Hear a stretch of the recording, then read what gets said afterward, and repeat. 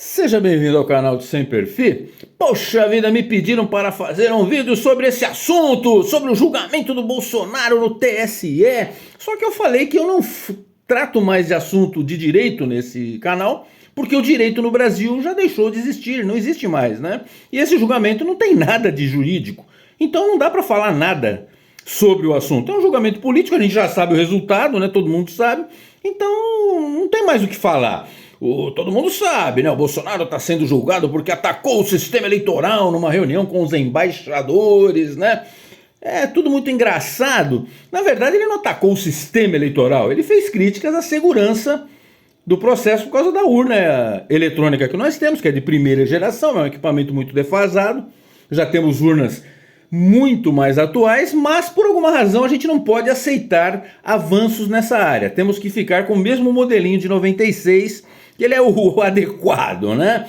É o infalível. Mas fazer o quê? Agora, o Bolsonaro, que já apresentou até projeto quando era deputado para ter o tal do voto auditável, né? Ele tá sozinho nessa barca? Todo mundo sabe que não, né?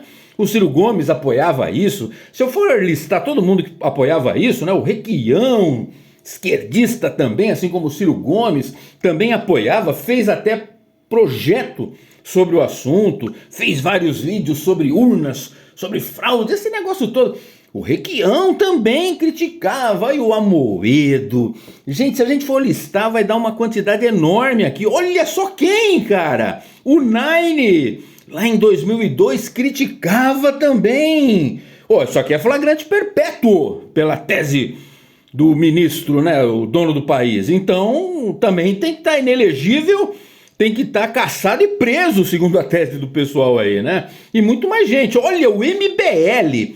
O MBL também já fez postagens contra, né? Então, tá quase todo mundo nesse mesmo balaio, né? A gente só queria um processo mais, claro, menos opaco, né? Auditável, né? O próprio Bolsonaro fez um vídeo de TikTok. Vamos ver o que ele fala aqui, vai. No dia de ontem, 27 de junho, o senhor ministro Benedito Gonçalves, relator, deu o seu voto pela minha inelegibilidade por 8 anos, sob a acusação de abuso de poder político numa reunião com embaixadores. Agora, o autor da ação é o senhor Carlos Lupe, presidente do PDT e atual ministro da Previdência Social do Lula. Veja o que ele disse há poucos meses sobre esse mesmo assunto. Desde o surgimento da urna eletrônica 25 anos atrás, nosso líder, nossa referência do partido, Leonel de Moura Brizola, já defendia uma coisa simples de se fazer: a impressão do voto. Simples de se fazer. Possa votar lá, apertar o númerozinho do seu candidato, apertar o 12, você vê aquele papelzinho, como se fosse esse papel que a gente, quando paga um cartão de crédito, tem como recibo, cair numa urna transparente e ficar ali guardado.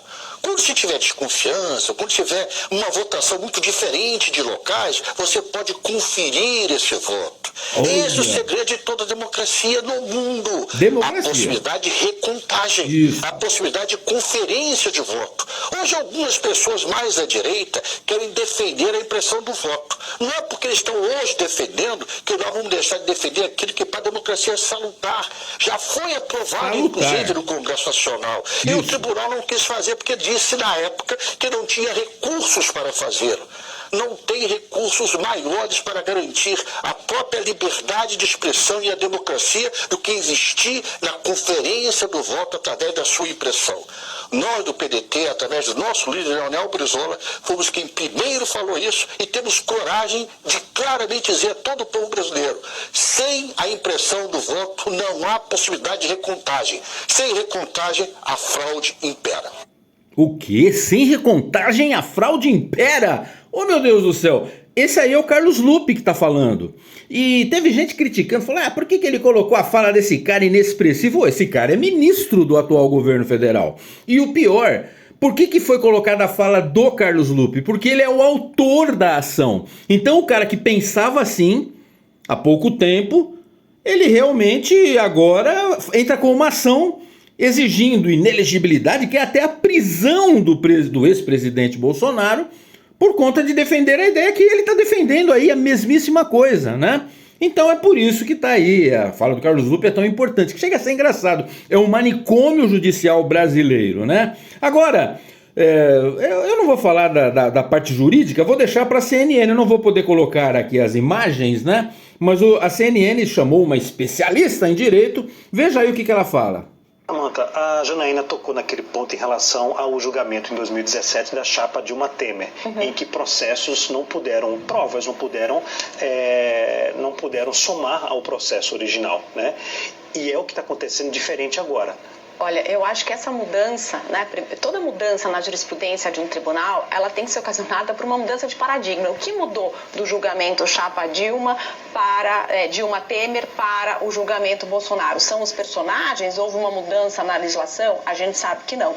Do ponto de vista jurídico, estritamente jurídico, seria quase impossível caçar o Bolsonaro em razão da reunião que ele fez com os embaixadores, porque a gente vive numa democracia onde a gente tem liberdade de expressão, onde todas as instituições podem ser criticadas. E que quando a gente fala da justiça eleitoral, não são críticas, são ataques. Essa minuta é um crime impossível, porque não é algo que o presidente poderia fazer sozinho. Ele tinha que submeter esse ato em 24 horas para o Congresso Nacional aprovar ou não. Ainda que ele tivesse assinado, ainda que ele tivesse submetido, aquilo era juridicamente impossível. Qualquer aluno de direito tivesse colocado isso numa prova, a gente reprovaria, porque não tem embasamento jurídico. Mas é importante que a Justiça Eleitoral justifique o que mudou do julgamento da chapa Dilma Temer para o julgamento. Qual foi a mudança de paradigma? Qual foi a nova legislação? Tá? O que justifica essa nova interpretação? Os personagens ou uma mudança do direito? Pois é, não tem nada que justifica. Ela tocou apenas em um ponto. Existem vários outros para serem aí abordados, mas é como eu falei, o direito não mais existe no país, né? Por exemplo, isso aí ocorreu, a tal reunião ocorreu fora do período eleitoral. A Justiça Eleitoral só poderia julgar o candidato vencedor e retirar o mandato dele, mas não é o que aconteceu, ela está julgando o cara que perdeu, segundo eles, né, a eleição. Então é uma série de absurdos. O precedente criado de anexar novas provas foi o que anulou o processo contra a chapa Dilma Temer e agora está sendo usado pelo relator para fazer uma acusação bizarra. Então, olha, se eu ficar listando os erros processuais aqui, meu vídeo vai passar a ter 40 minutos, 50 minutos e ninguém vai ter saco de ouvir tudo isso. Então, como eu disse, o direito não existe mais no Brasil, então nós estamos diante de uma palhaçada que nem a CNN consegue defender, né?